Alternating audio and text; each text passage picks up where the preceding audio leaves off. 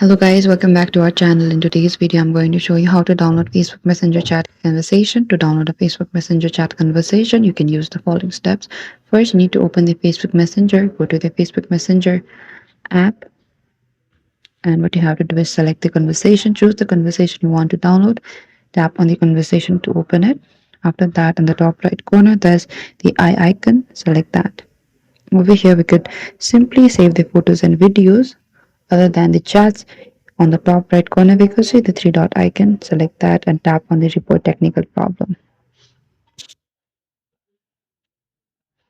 What you have to do is briefly explain what happened. Type down I couldn't download Facebook Messenger chat.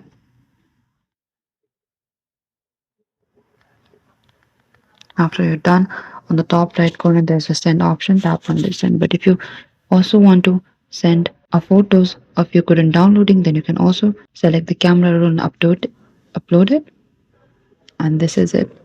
This is how you can download Facebook Messenger chat conversation. Thank you for watching this video. I hope I could help you. Do not forget to like, subscribe, and hit the bell notifications icon for more upcoming uploads.